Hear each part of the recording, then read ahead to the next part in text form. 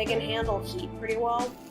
But diamonds still win as far as like the sturdiness, but moissanites are just an unbelievably great choice for rings in general. I made one for my mom a couple years ago, and it just looks really great.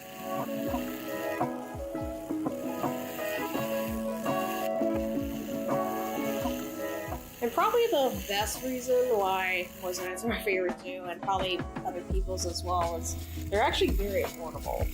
Just a huge difference compared to diamond.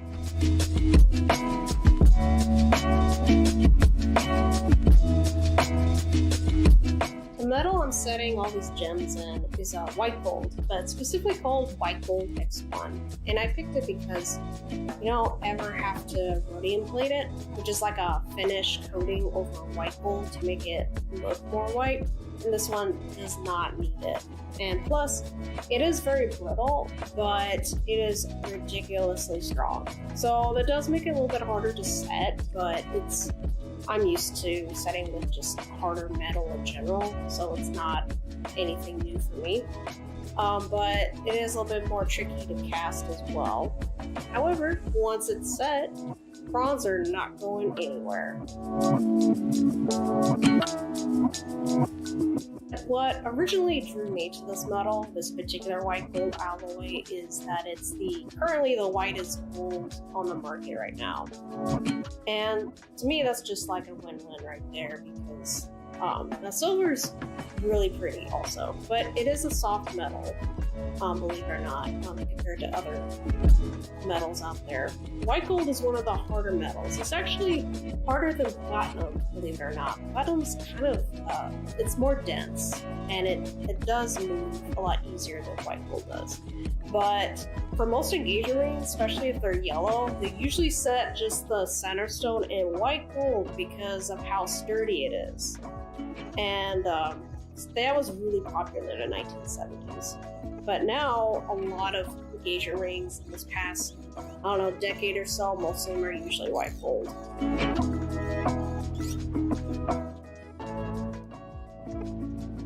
So I'm shaving these prongs down a bit more because we don't want them poking out too far. Otherwise, they'll snag on clothing and just won't be very comfortable. And it's also safer for the gem as well. You don't want any risk for the prongs to just like move or anything.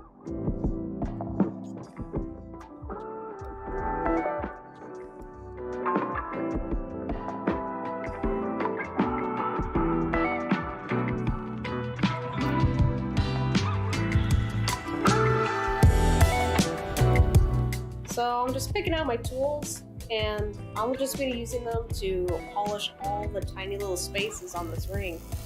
And I'm using this green wheel specifically because it removes the scratches pretty good, but it also polishes it at the same time, but not remove too much metal. I use a variety of types of rubber wheels, but the green's my favorite for that reason. And with this ring, I could probably start with it and get a good base going.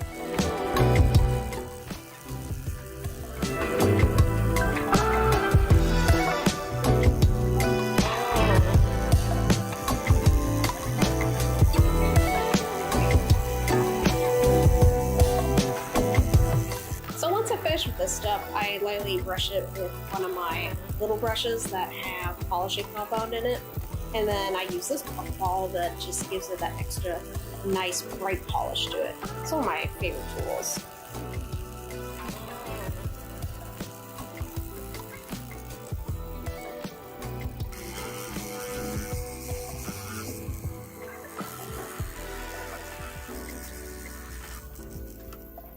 So the other favorite part about this ring is I also set the amethyst diamonds the opposite of each other on both sides. So on one side, the long section, I'll have the amethyst, and then the short side diamonds, and then I'll just flip it on the left side of the ring. But once I show the center of it towards the end, you'll see what I mean. This ring also has a very romantic look about it, and it's probably one of the reasons why I love how it intersects so well with each other. And on the sides here, I actually formed some of the pieces into a heart. But what I like about it is that it's subtle, but not straight flashing out there. But you can kind of just see how it forms into the amethyst and the diamonds. Now, I really enjoy engagement rings that have a lot more interesting facets to it, such as a little bit of pop of color, for example. So I added amethyst to this ring to give this ring a bit more of a personality. And it also stands out a bit more. And what I did not expect was that it made this ring actually a bit more whimsical as well, but still kept its still like regal yet sophisticated look to it.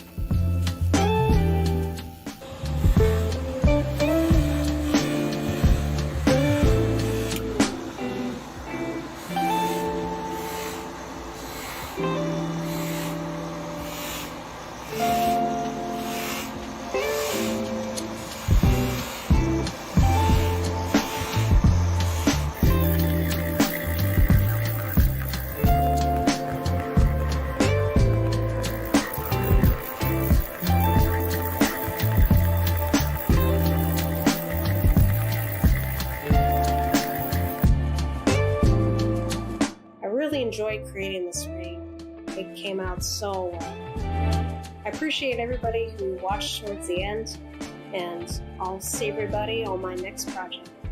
Goodbye, and thanks for watching.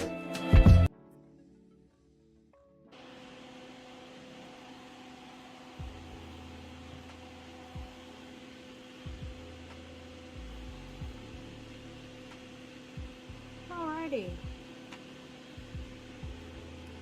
Thought I'd have you join me while I solder this ring. Have some extra time, so I thought we'd chat for a bit. So this is basically my second attempt at soldering this ring. It's because I ran out of my oxygen tank earlier. Let's see if I can get it rolling again. Alright. Well, hopefully this solder will melt. Ah yes, that's better.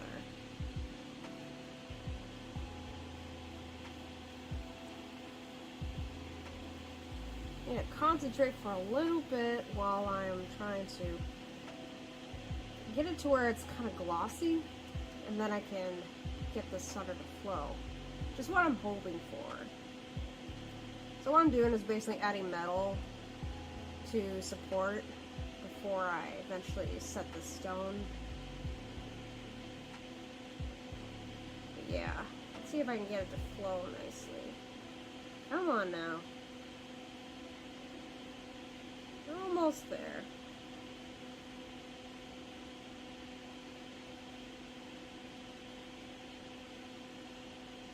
I just want to get enough to where it will be there permanently. But yeah, let me add some more solder.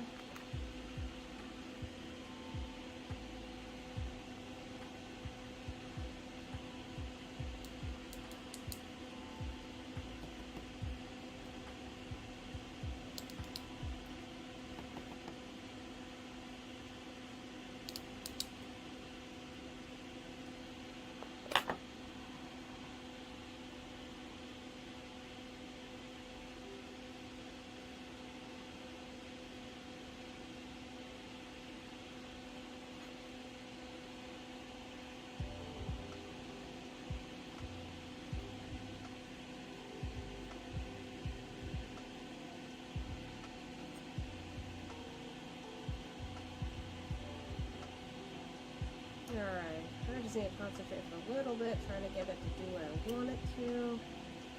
Not quite, but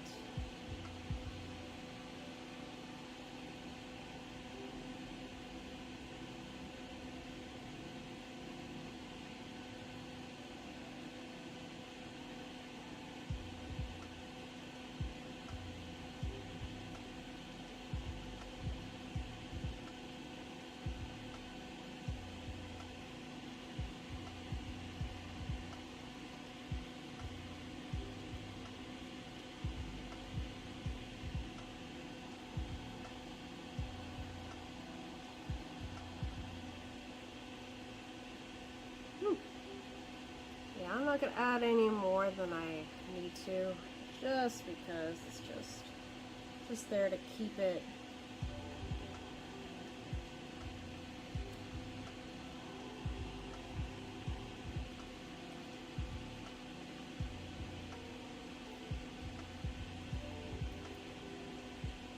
So I'll probably be grinding on plenty of this away anyways.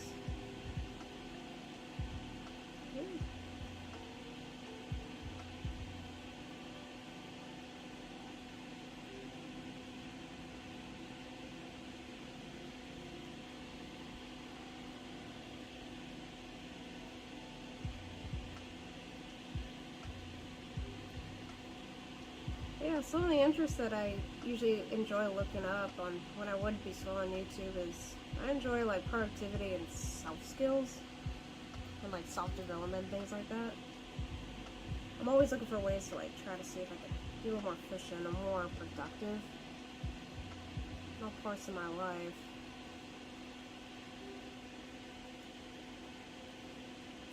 I do get really tired after dinner. I wish I used to have energy perked up, but that was a long time ago. Alright. I think that's good enough.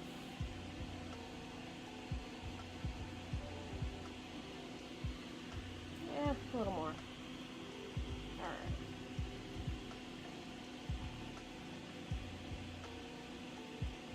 Every time I have dinner, like, I usually get pretty tired afterwards. I kind of wish I would get energy from it instead.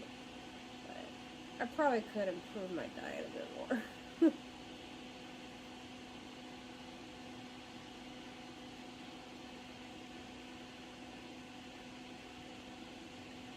Come on now.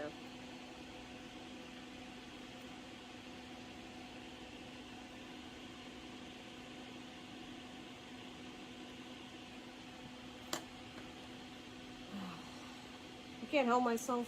I gotta fill in those gaps, because otherwise it's just gonna be tough to clean. I just realized. So there's no way I can just like leave it.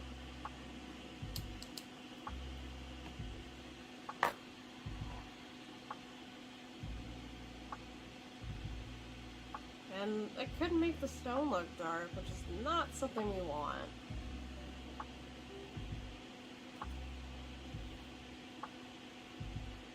Yeah, if any of you have any ideas on what to do to bring your energy back after dinner, I'm curious. In the comments, perhaps. If you want.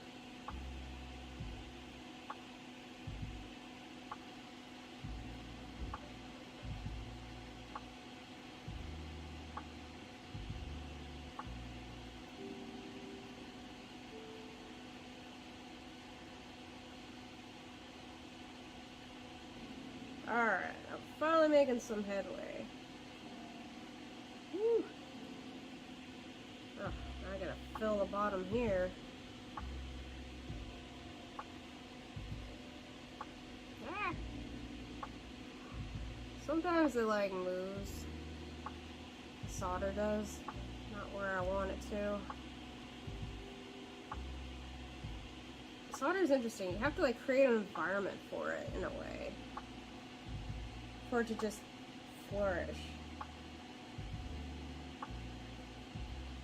Oh yes. We got it.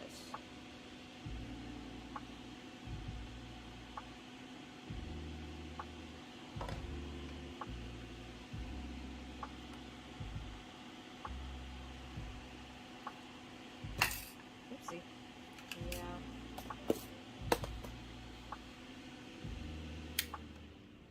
Now I gotta let this ring cool. Oh, goodness. Alright. Just gotta coax it out of there. There we go. Now I gotta clean this stuff off.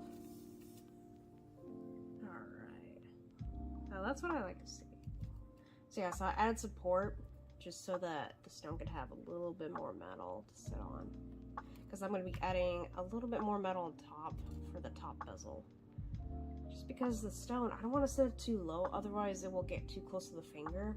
and then it could possibly touch and it would like kind of poke it or something. But yeah, this way this room will be very comfortable to wear. And I'm making sure that the stone will just look nice, as well as you can see it and you can have all the space. But yeah.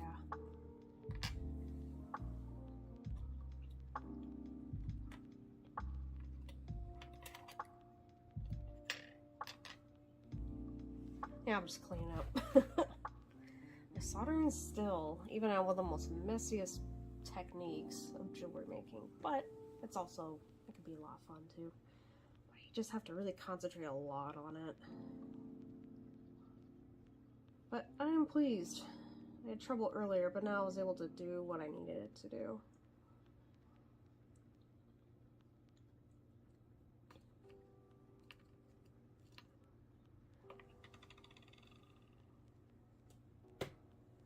Yeah, it's not quite.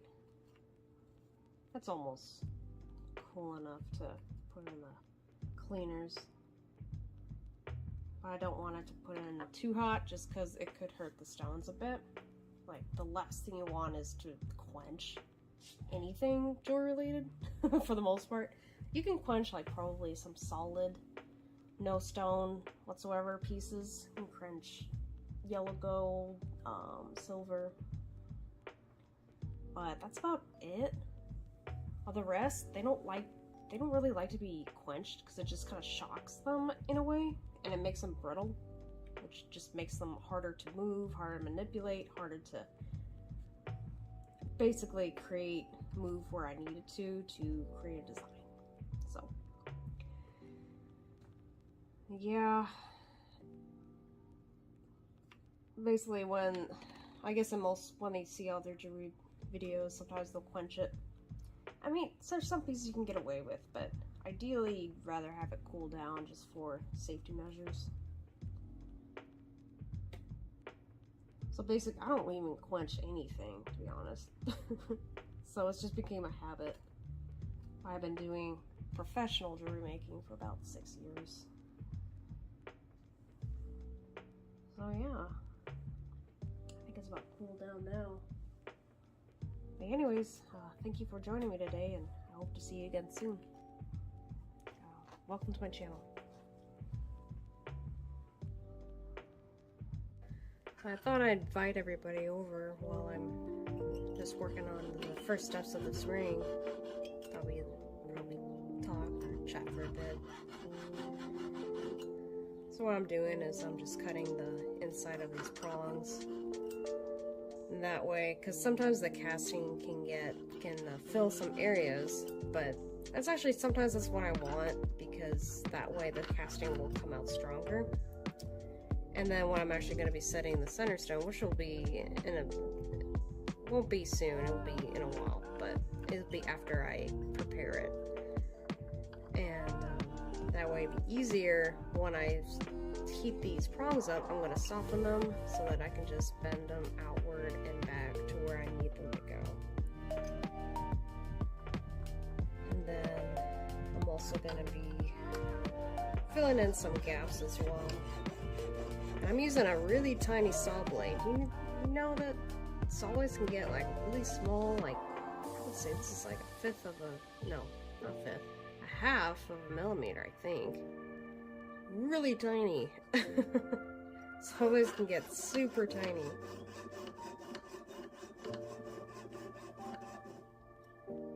They're necessary for some of the more complex stone setting that jewelers have to do. But yeah, I've been trying to make more of an effort to enjoy the process of just everyday things, and especially with jewelry, since that was one of the main reasons why I wanted to be a professional jeweler in the first place. Because I enjoy the process just so much. I need to angle it a bit. Let's see. I'm gonna make sure this gets to where I need it. Extra careful with this section. So I'm gonna cut all the way towards the bars.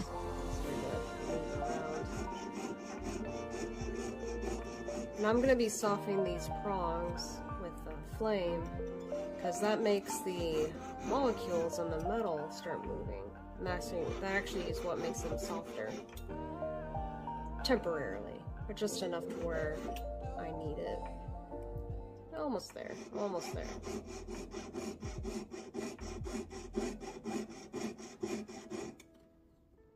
It's getting there. Okay, okay. So, now, let's see how well this is coming along. So this weekend I got to try some, this new, marmalade cheese. You pair it with, like, sweet things, also such as dark chocolate and tart flavored foods, such as fruit and things like that. So I picked out some freeze-dried raspberries covered in dark chocolate. At first, like, this marmalade cheese, like, pretends to be cheddar cheese, or it wants to be, but it's not. And so I paired it with the, oops, darn. Yeah, they easily break sometimes, so we just have to replace it. I need to get a new one. Let's see, I need to pull out one of my small, tiny saw blades right here. And they bundle these little guys up with brass wire. Alright, we got another one. Whoopsie. Oh, goodness. Dropped a tool over there. Yeah. I have to really be careful with some of these, because they can snap sometimes. But basically I have to make sure I have to get it as tight as I can. And that way it can have some tension. I'm gonna need some, what was it, some beeswax or something. And then I can keep it lubricated so that it can glide right through. Alright. But yeah, no, the cheese with freeze-dried raspberries and chocolate just, well, not cheese in general, the marmalade goes really well together. It was so smooth that it just, like, paired so nicely. I'll just cut this one too. Let's see. I may not be using this prong cut, like, to set, most likely, but it'll be there as, like, an accent. Alright. Well, let's cut these two apart. Whoops.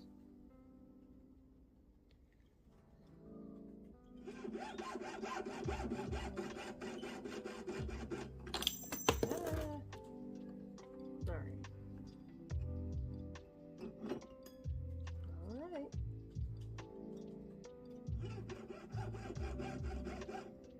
Yeah, the weather's so nice outside. It's like in the 70s.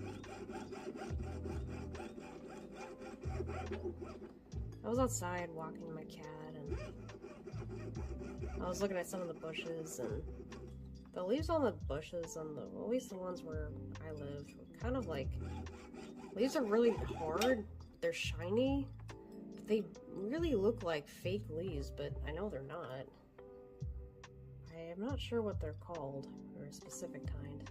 So I'll cut this a bit, because that'll be kind of hard to move when I need it to.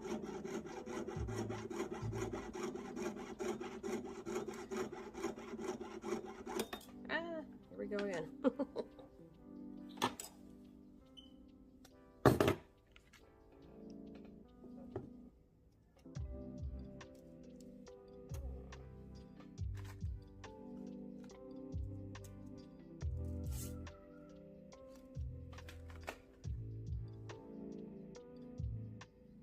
Sometimes with weird angles like this, the strain can get a bit much. Okay.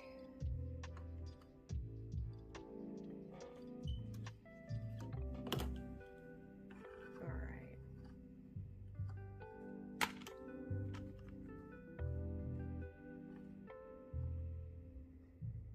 I think I almost got it. I think. Let's try this out. There we go.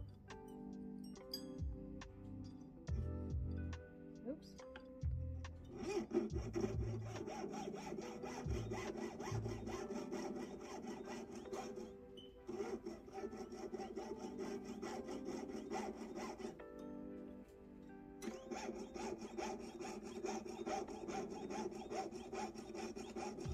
Just trying to concentrate here while I make sure the section I would like to cut is gonna go where I need it to.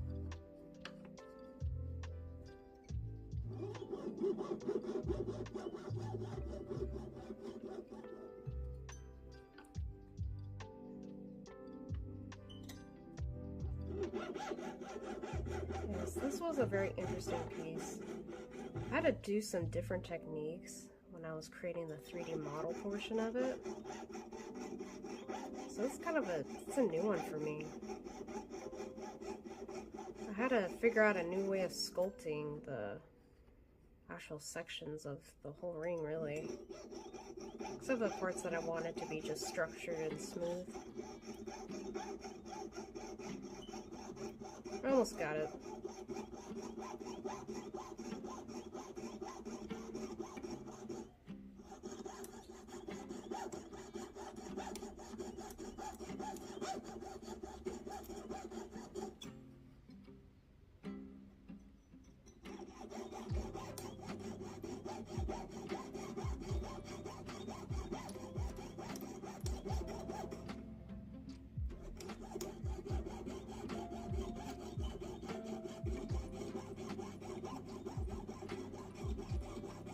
Almost there.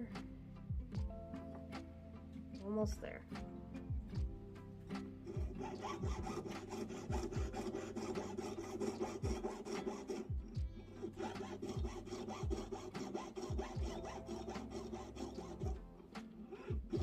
Yeah, this part can be kind of time consuming. But then again, most techniques that I do are time consuming.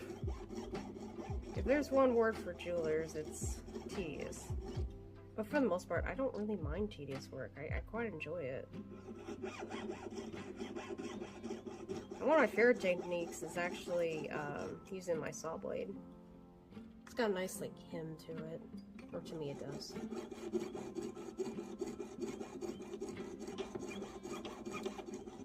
Almost there. Alright, I think yeah, a little bit more. A little bit more.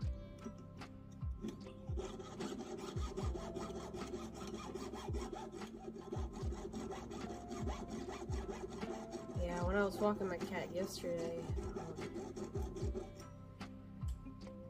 I kind of was stalking this little squirrel, and the squirrel was really freaked out, of course, but he couldn't figure out what my cat was going to do, but he was just looking at it and he just wanted to watch him.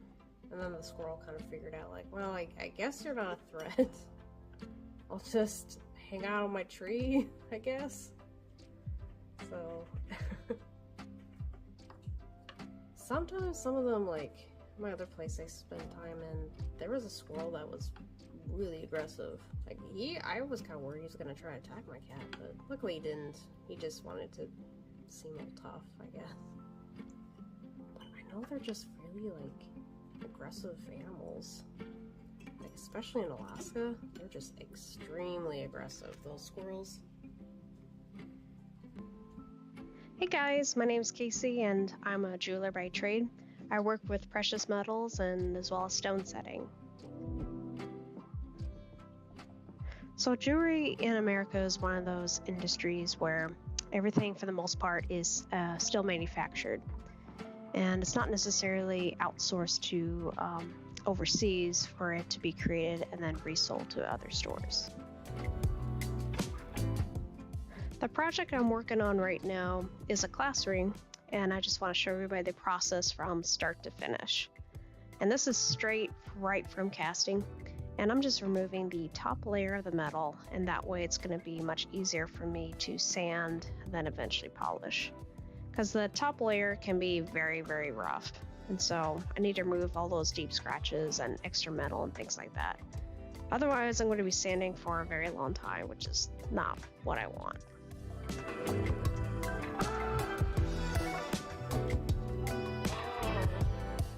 The metal I'm using for this ring is sterling silver, and most class rings usually are palladium, which is just a fancy word for stainless steel.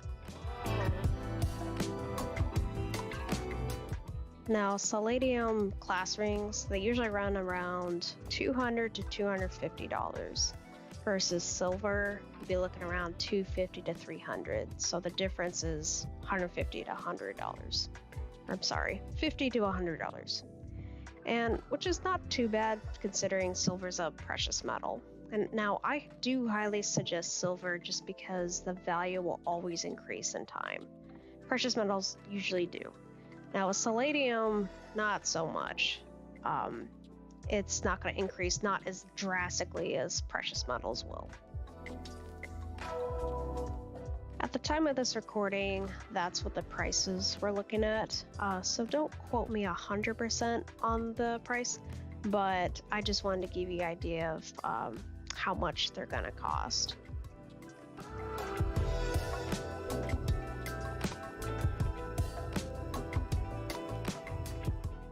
So I'm just using a cylinder rotary cutter to move some of the bumps that can get in the inside from the casting process. And that way I can get this ring to the correct ring size. Otherwise, if I don't, it's gonna distort the inside a little bit. But here we have it all the way smooth, and I'm just gonna round it out completely and get it down to the size that I need. And I'm using a rawhide mallet. That's because it's soft enough to where it will move the metal that I need, but not too harsh that it's going to create dents in it. With casting any ring, they tend to shrink a little bit. That's why I have to make sure it's at the correct size. So here I'm just using some sandpaper to sand the top of the ring just to get it ready for polishing later on.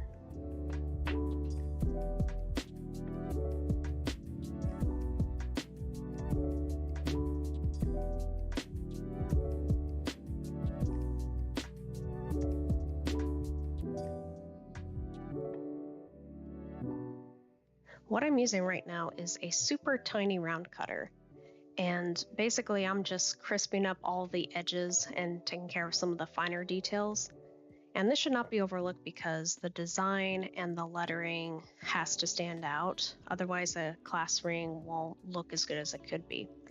And sometimes with the casting process it can kind of blend the pieces and the lettering and the design a little bit, so I'm just making sure that people can read it from looking at the ring.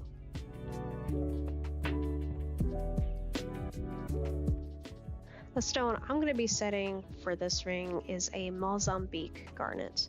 This is originally from Africa, in the country from Mozambique. These are the very dark, deep red garnets. And garnets actually come in multiple colors, which is pretty cool. And if you happen to have a birthday in January, this is your birthstone. This stone is 4 carats, which is enormous. And I highly recommend garnets, not only because they just come in a lot of different variety of colors, but they're a really good price and they're just so affordable compared to a ruby. For a ruby, a 1 carat, that's gonna be like only just a fourth of the size of this stone. You'd be looking at around $3,000 US. And rubies, they're great for wedding rings or just your own personal ring, but I highly suggest for class rings, I think a garnet is definitely the way to go.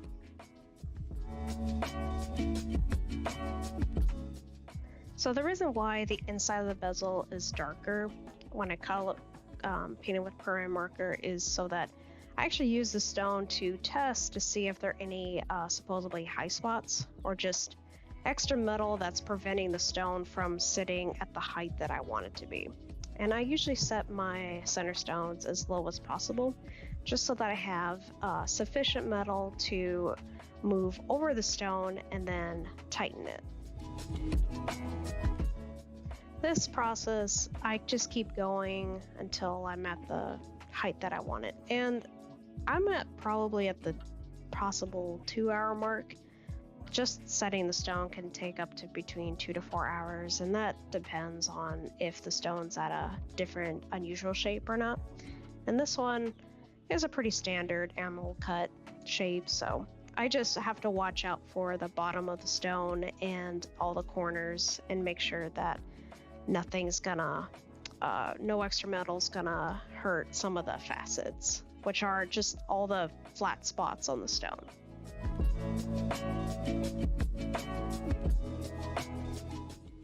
Whenever you're looking up prices for gemstones or diamonds, I guess just some friendly advice, keep in mind that if the prices are just drastically lower than what I mentioned, that is going to be because all the jewelers have already picked through all the good quality gems already.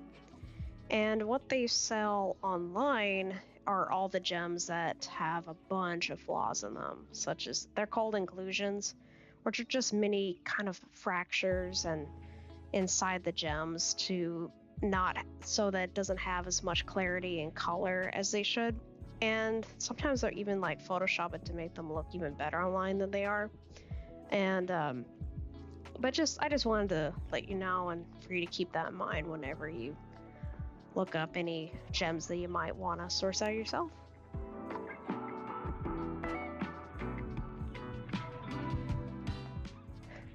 This is the part where I'm actually tightening the stone. And the tool I'm using is a steel rod where I'm pushing the bezel walls over the stone. Now to actually apply ample pressure, I'm using a small chasing hammer.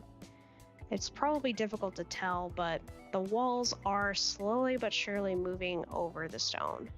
And I just keep going until the stone is not moving anymore. It's just perfectly still, and I don't have to worry about getting loose later on.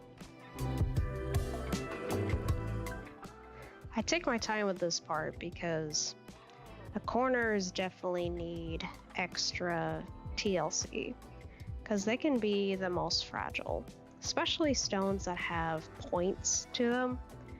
That is especially have to take extreme precautions.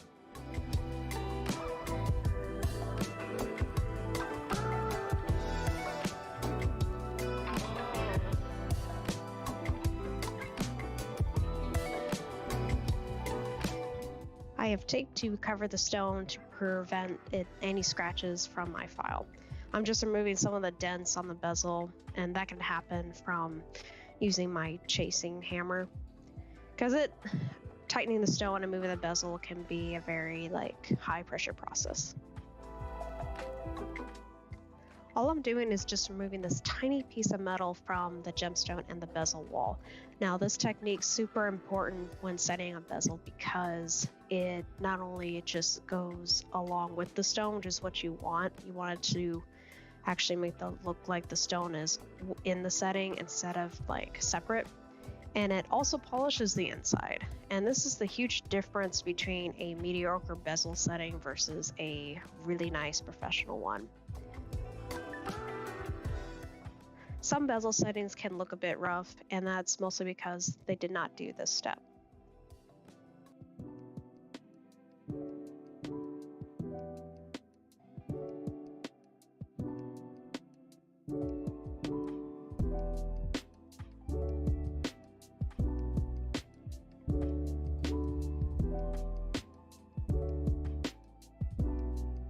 So at this stage, all I'm really doing is just sanding the inside just a little bit more right before I start polishing.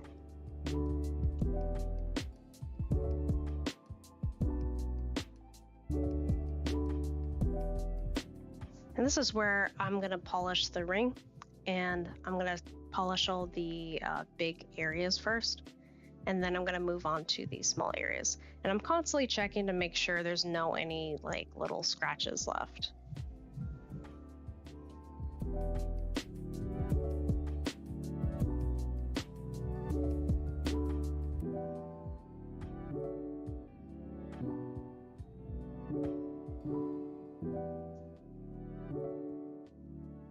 Almost all jewelry companies use this when they work on class rings. This black paint is called antiquing, and this is just for covering up all the silver in the background. And I have to keep applying because it's very thin, so basically sometimes the silver starts showing, so I have to make sure to add a sufficient amount so that the whole background of it is dark. But I have to do it just a little bit at a time, because if I add too much, it just gets really messy, and it's going to be more difficult to remove the excess later. If I were to go back and redesign this ring, I probably would have raised the bottom up a little bit so that I didn't have to apply as much antiquing as I had to for this one. But for the most part, it turned out pretty good. So if you ever decide that you might want your own class ring, there are two ways of going about it. The first way is to go through the jewelry companies that just specialize in class rings. Now, they usually come to the high schools and already hand out catalogs and things like that. Now, the only thing is they already usually have a set design categories that you can just pick out. They don't always have, they're not super flexible on the type of gems and the font and things like that. The other way is to go to your local jeweler, where they most likely will make a custom ring for you. And you may not necessarily want like the picture of the mask on your ring. You might pick out a certain activity you might like, and you can pick the type of metals you might want and all types of gems. So when you're looking for a jeweler, I would personally stay away from any that will charge by the hour, just because jewelers should know how long each project should take, and it should already be factored by the price. And that is how a class ring is made.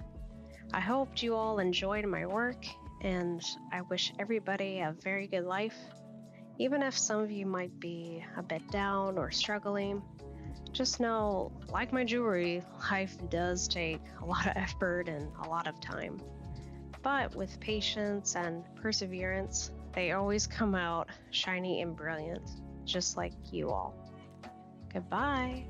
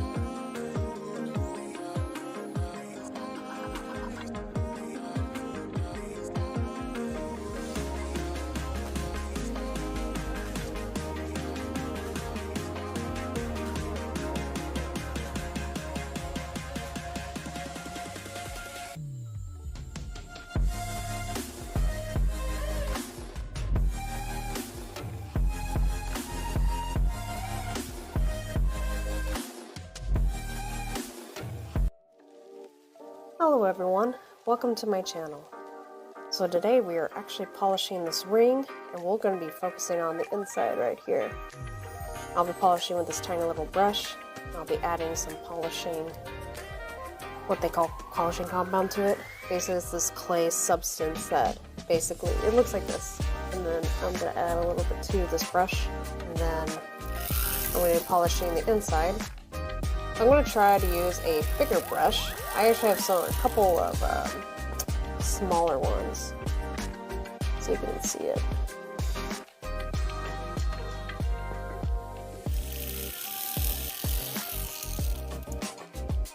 So rule of thumb is just polish everywhere,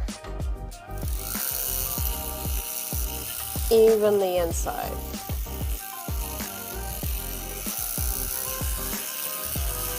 At least that's how you know it's a good ring. It's not all the way polished. Well, you know, they miss some things. So, I actually might use a smaller brush for this. How do we do that? So right now I'm gonna switch this thing out with a smaller brush so that I can reach some areas easier. How about this one? Let's try it out. Okay.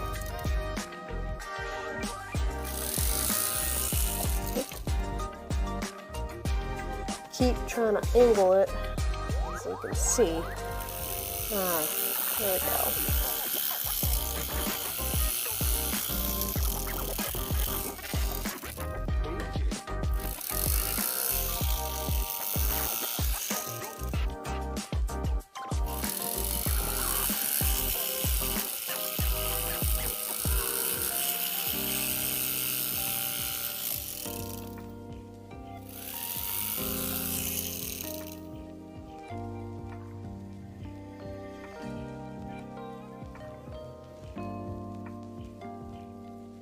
Now I want to see how well I can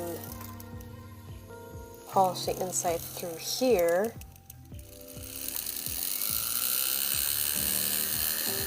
Oops.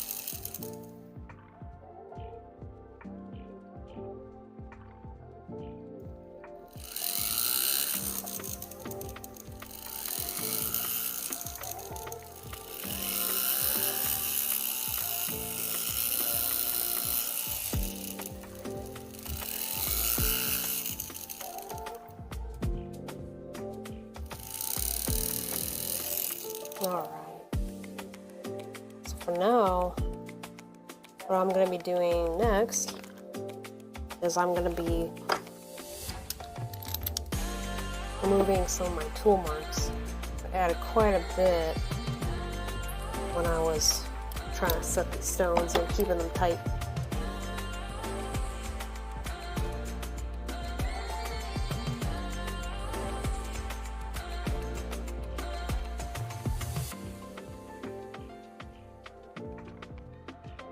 Alright, so I'm going to be removing my tool marks.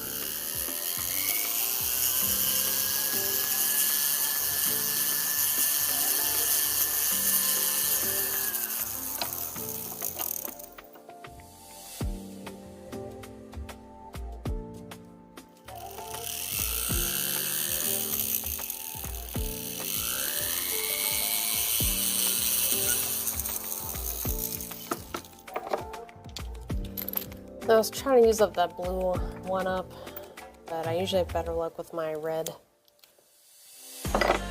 Basically these tiny little rubber knife edge tools that help remove scratches.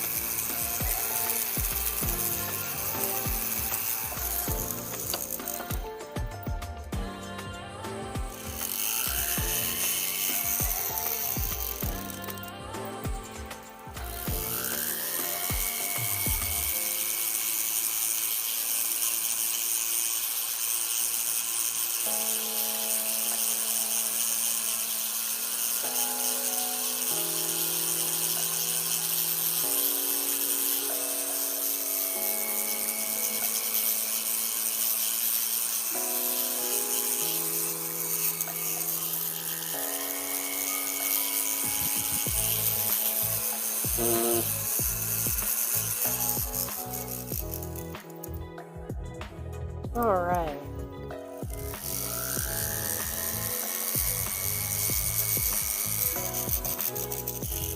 So I'm just trying to make my way over and smooth out any scratches and just trying to concentrate for a bit while I work on this. Basically, I'm just trying to remove anything that could show up later when I really shine it up. There we go.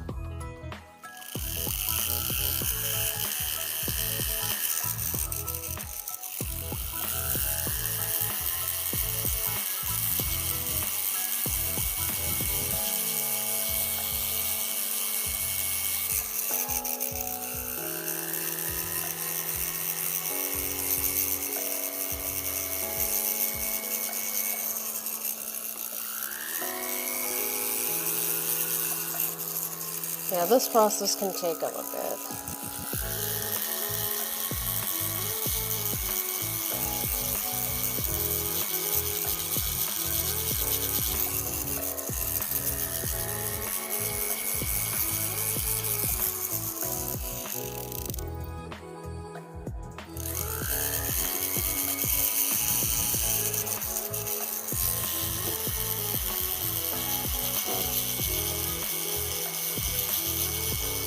So what I'm currently right now is I'm actually preparing it to the ring, at least what they call as the shank, to be polished later.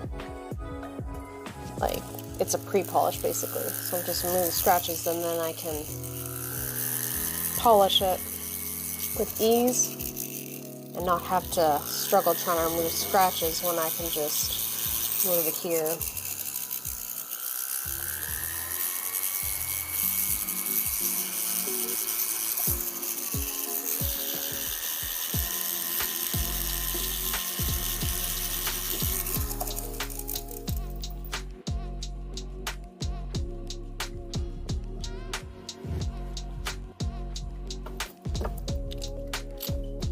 Alright, so I'm going to be working on the prongs for a bit.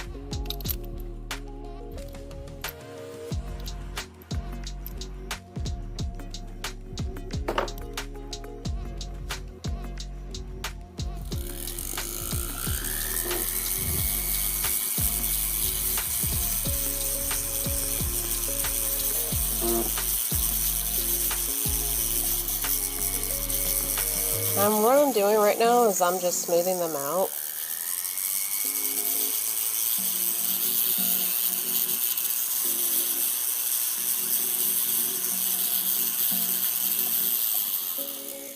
I might actually like trim the back of them a bit and sharpen one of some of my other tools I have here. Real quick.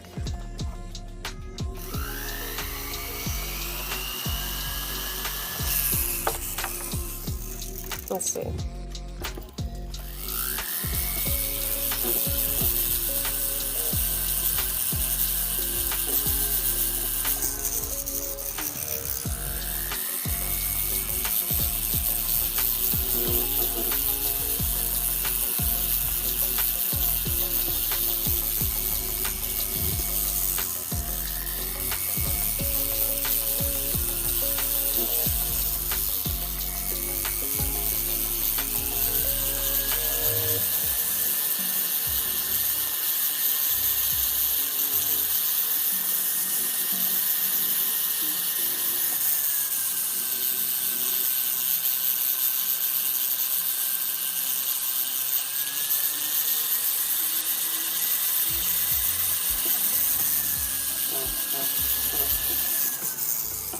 Alright. I'm going to use my green rubber rule.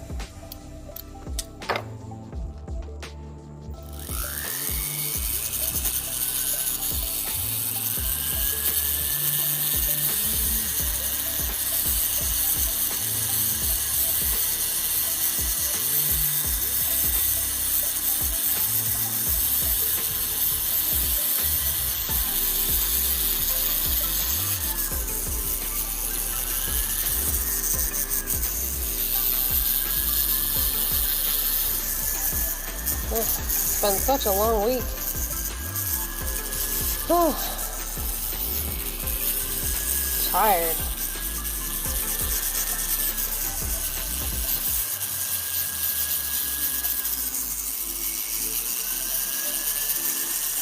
Well, it's been a good week overall. Had a lot of several other projects to do, as well as this one.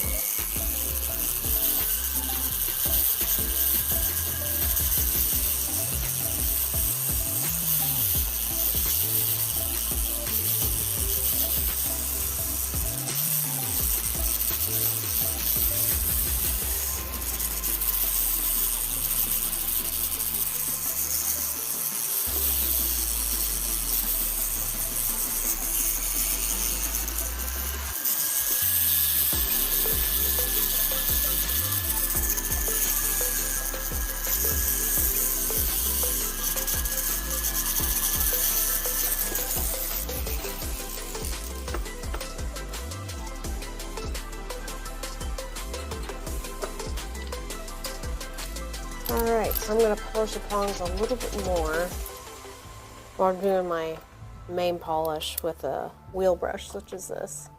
It's one of my favorite tools.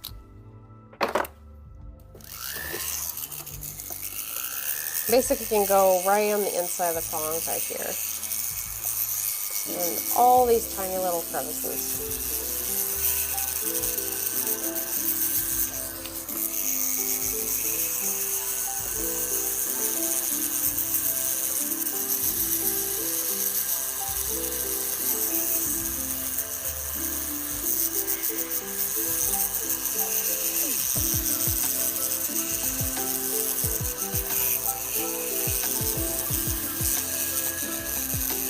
Yes, so like as I use it, the polishing compound, it gets dark. But that's just how it is when it's cut into. And then we just run it through our cleaner and then it just cleans it right off. Let's see. So now I'm gonna smooth out the top prongs. And then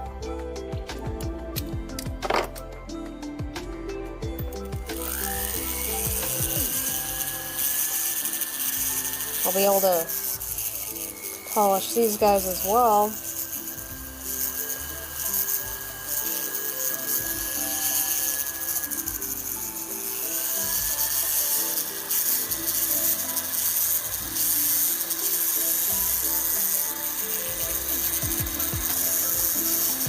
It might look I'm cutting into it, but really I'm just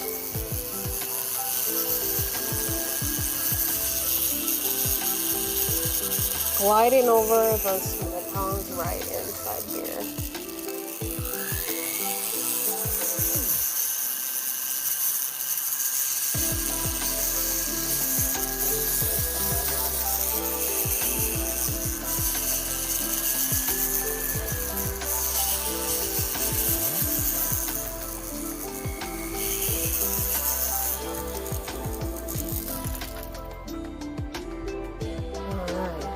So let me see if I can just smooth this part out a bit more.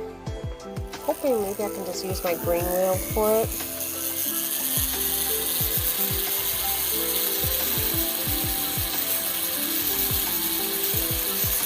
Because there's kind of like a lot of tiny little lines that I want to remove.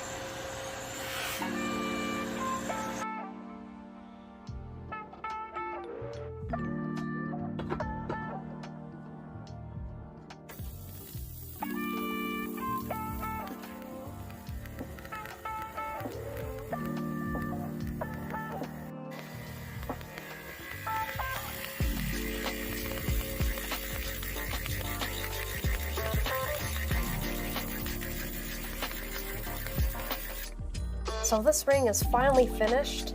What we have here is a 2-carat moissanite, and all the other little gems here are also moissanites. And they are probably the second, actually they are the second hardest gem in the world compared to a diamond. And they actually have more brilliance than a diamond. Yes, this is definitely one of my favorite rings. I really outdid myself with this one. And the design here is a helix style. And the reason why I picked it is so that this ring can still look delicate, as well as have some really good strength at the same time. And it follows from the bottom all the way up until the top. Yes, what I love about this ring is how just brilliant and white it is, and how much space it has on the sides, as well as it also has a lot of height as well, and it's just more, gives it so much depth, as well as sort of like a crown in a way.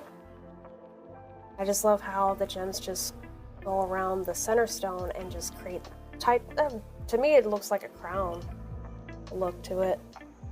Yes, the reason why I went with a pear-shaped stone instead of a round is because it actually makes the woman's finger look a little longer with a pear instead of a round.